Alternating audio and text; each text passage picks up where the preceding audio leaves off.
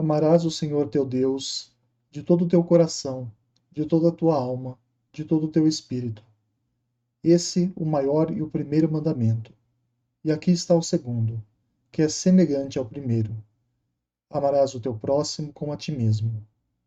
Toda a lei e os profetas se acham contidos nesses dois mandamentos. Esse trecho, encontrado em Mateus capítulo 22, norteará a reflexão de hoje. Antes de Jesus vir revolucionar as leis de sua era, apenas desvendando o véu da hipocrisia e do egoísmo que estavam atrelados às leis da época, a nação naquela região se baseava nos 10 mandamentos redigidos por Moisés. Quando o Mestre vem, trazendo seu conhecimento e iluminando as dúvidas, ele destaca dos mandamentos uma síntese sublime, a qual conhecemos como o maior mandamento. Seria mesmo insensato querer destacar dentre os 10 o maior, até porque, quando se estuda mais a fundo sobre o assunto, fica evidente como uma lei complementa a outra, de forma incrível. Desta maneira, Jesus exaltou a essência das leis e as tornou mais simples de se entender, embora sua compreensão tenha se tornado mais refinada. Precisamos amar a Deus sobre todas as coisas, mas temos que ter consciência de que Deus também está, direta ou indiretamente, nessas mesmas coisas. Portanto, é impossível amar verdadeiramente a Deus apenas através de uma fé inerte, sem ações. É imprescindível que amemos a parcela divina que existe nas pessoas ao nosso redor, no meu próximo e naquele que ainda está muito distante de mim. Lembremos ainda que a natureza é obra divina, assim como os animais também o são, e as almas e os espíritos também. Por esta razão, devemos entender muito bem o sentido que damos ao verbo amar e recordar que tudo nesta existência merece ser amado e reconhecido pelo princípio divino que carrega consigo. Assim, amar a Deus em primeiro lugar é, certamente, reconhecê-lo e louvá-lo acima de todo o restante. Mas esse amor seria hipócrita se não fosse espalhado também para a sua criação. Onde quero chegar com isso é simples. Nossas ações pela vida são manifestações do quanto somos capazes de demonstrar o nosso amor pelo Todo-Poderoso.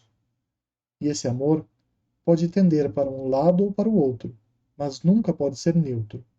Afinal, a própria omissão não foi bem exemplificada como martírio pelo apóstolo Pedro, quando negou Jesus 3 vezes para não ser condenado? Digo isso para percebermos como nosso amor pelo Criador e por suas obras é testado o tempo todo, nas pequenas como nas grandes escolhas. Desta maneira, a forma como encaramos nossa existência e as nossas decisões dizem muito sobre o quanto já somos capazes de compreender e vivenciar o maior mandamento. Pensemos o seguinte: o que é o amor que desejo para mim? Com a resposta que encontrarmos, tentemos estendê-lo aos outros, não apenas às pessoas, mas ao mundo de uma maneira geral. Ora, considero ser impossível amar sem ter respeito. Portanto, é preciso respeitar as mudanças naturais, tanto da Terra quanto da evolução espiritual dos seres vivos. Por isso, tenhamos tolerância para aceitar que a vida acontece como deveria, e não necessariamente como gostaríamos que ela fosse. Isso, em si, já é um grande despertar de consciência, porque, à medida em que eu passo a respeitar as obras de Deus, começo a ser respeitado à mesma intensidade e natureza. No fim, não seria isso a forma de Deus nos devolver o amor que temos para com Ele? Pensemos, reflitamos, e tudo tende a fazer mais sentido.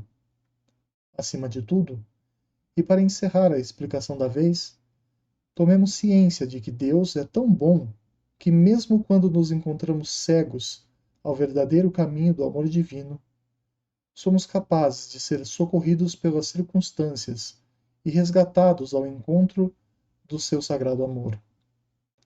Ao exemplo do apóstolo Paulo, que precisou que sua cegueira espiritual o cegasse também na matéria, para ser despertado à luz da realeza do Cristo, tenhamos fé de que a vida nos traz recursos e oportunidades para que nós possamos admitir os nossos erros e sejamos capazes de reconstruir nossa história de uma maneira melhor. Pedro negou 3 vezes ao Cristo, mas foi um dos tão importantes alicerces para que o cristianismo continuasse até os dias de hoje.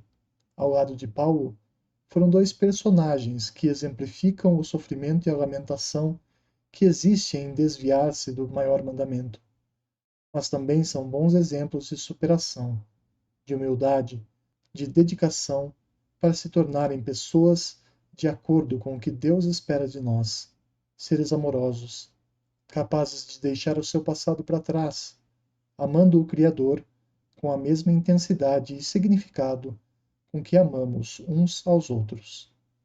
Lembremos, e que Deus nos abençoe.